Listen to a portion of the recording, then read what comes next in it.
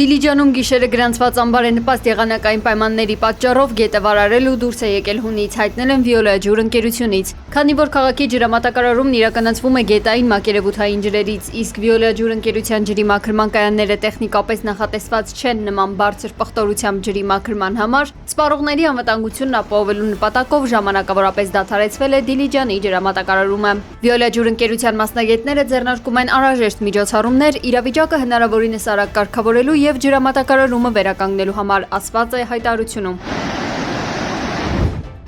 Այնինչ արվեց Գագիկ Ծառուկյանի նկատմամբ այլանդակություն է։ Սոցցանցի իր էջում գրել է նախկին ըմբիշ Արսեն Ջուլֆալակյանը։ Նրա խոսքով սա ցույց է տալիս պետության տարրական մարդկային վերաբերմունքի բացակայությունն իր քաղաքացու հանդեպ։ Տասնյակ ուժայիներով գետնել 70-ամյա մարդուն իր տանը, երբ նա միայնակ է, չի դիմադրում և պատրաստ է հանգիստ ենթարկվել օրինական պահանջներին, ստորության գագաթնակետն է։ Ջուլֆալակյանն այս ամենը որակել է որպես հիվանդ, բարոյազուրկ և թույլ մարդկանց փորձ, ուժի ցուցադրությամբ քողարկելու սեփական ոչնչությունը, մեջբերում։ Նման մարդկանց վերջը շատ ավելի ծանր է լինելու։ Արցախը հանձնող անձից, քաղաքական թիմից սպասեք ամեն ինչ, մեջբերման ավարտը։ Երեկ դատարանը որոշում է կայացրել 2 ամսով կալանավորել Բարգավաճ Հայաստան կուսակցության առաջնորդ Գագիկ Ծառուկյանին։ Քաղաքական գործչին մեղադրանք է առաջադրվել առանձնապես խոշոր չափերի հասնող խարդախության և փողերի լվացման համար։ Քննչական կոմիտեն օրերս ավելի քան 70 հասցեներում միաժամանակյա խուզարկություններ է իրականացրել։ Նույն քրեական վարույթի շրջանակում ձերբակալվել է ենթադրյալ հանցավոր խմբի ևս մեկ անդամ։ Թեհրանն ափսոսում է, որ հայ-իրանական առևտրի պալատի նախաձեռնությունը հաջողությամբ չպսակվեց, այսպես է Իրանի դեսպանը անդրադարձել ԲՀԿ առաջնորդ Գագիկ Ծառուկյանի ձերբակալությանը և դրա առնչությամբ հայ-իրանական առևտրատնտեսական հարաբերություններին։ Շիրղոլամիի խոսքով այդ նախագիծը բարի գաղափար էր։ Իրենք ցանկանում էին հայ-իրանական առևտրի կենտրոն հիմնել։ Այդ աշխատանքներում ներգրաված էին և Իրանի քաղաքացիներ, և Գագիկ Ծառուկյանը։ Դեսպանը հայտնել է, որ այս բիզնես աշխատանքների ընթացքում եղել են որոշակի տնտեսական տարաձայնություններ և իրենք փորձել են ամեն ինչ անել մեղմելու իրավիճակը։ Նա հույս է հայտնել, որ վկայությունների և առկա ապացույցների հիման վրա հնարավոր կլինեն լուծել այս հարցը ու հասնել որոշակի արդյունքի։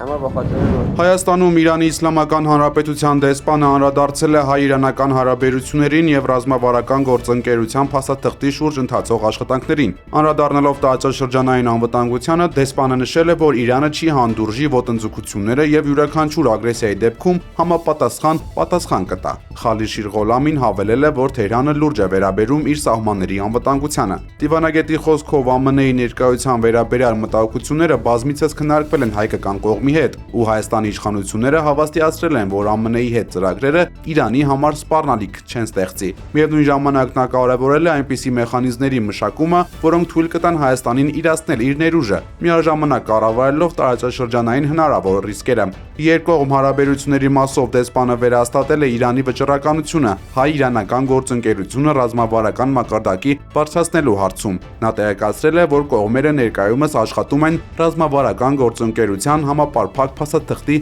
տեքստի վրա։ Dear colleagues, in the City of Justice we are having Ազգային ժողովի Հայաստան խմբակցության պատգամավոր Լիլիթ Գարեստյանը ԵԱԿ խորհրդարանական վեաժողովում ունեցած իր ելույթի ընթացքում քննադատել է միջազգային իրավունքի եւ արդարադատության համակարգը, ընդգծելով, որ միջազգային հանրության կողմից երկակի ստանդարտների կիրառումը եւ լռությունը հանգեցնում են սկզբունքների վերջնական քայքայմանը։ Պատգամավորը շեշտել է, որ Լեռնային Ղարաբաղի հայության բռնի տեղահանումը տեղի ունեցել ոչ թե միջազգային իրավունքի բացակայության, այլ կոլեկտիվ արձագանքի անբավարարության հետևանքով և հիշեցրել է Ադրբեջանի կողմից միջազգային դատարանների պարտադիր որոշումները, այդ թվում շրջափակումը վերացնելու և Արցախի քաղաքական ու ռազմական ղեկավարների շինծու դատավորությունները դադարեցնելու վերաբերյալ պահանջները շարունակաբար արհամարհելու փաստը։ Գալստյանը վստահեցրել է, որ միջազգային իրավունքը սակարկելի չէ, իսկ ընդհանուր սկզբունքները պարտադիր են բոլորի համար։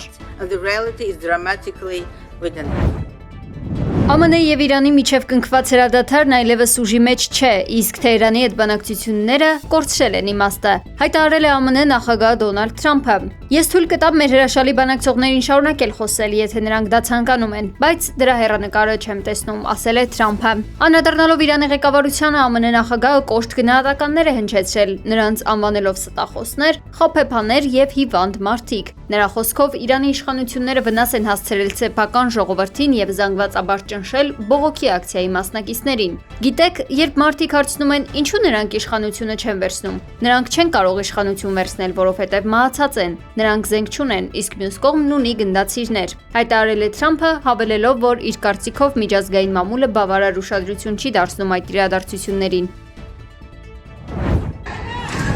همین الان بندر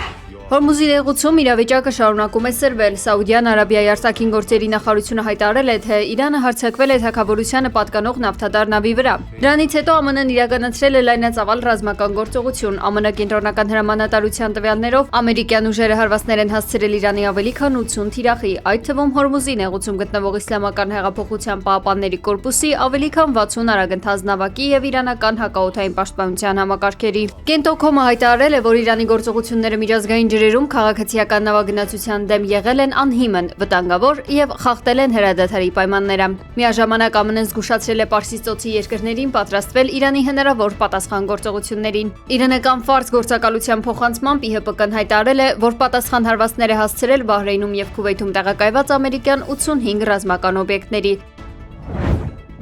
Իրանն ու ԱՄՆ-ն հաջորդ շաբաթ Իսլամաբադում երկօրյա բանակցություններ կանցկացնեն, եթե չնախատեսված այլ իրադարձություններ չլինեն։ Երևանում հրավիրված ասուլիսի ժամանակ ասել է Հայաստանում Իրանի դեսպան Խալիլ Շիրլողամին։ Հուսով ենք խելամտությունն ու ռացիոնալությունը կվերադառնան եւ իշխող կդառնան Սպիտակ տանը, եւ նրանք իրենց պարտականություններին հավատարիմ կմնան, քանի որ Իրանն արդեն ցույց է տվել իր կամքը եւ ապացուցել, եթե նրանք շարունակեն այսպես բարբերական կերպով խախտել պայմանավորվածություններն ու համաձայնագիրը, ապա Իրանը կպատասխանի դրանց։ Ինչ վերաբերում է ԱՄՆ-ի երեկվա գործողություններին ու դրանց Իրանի պատասխանին, դեսպանն ընդգծել է, որ բանակցությունների շրջանակում նման գործողությունները պետք է դիտարկել որպես մարտավարական, տակտիկական քայլեր, սակայն դրանցով կողմերը չեն հետապնդում լայնամասշտաբ պատերազմ սկսելու միտում։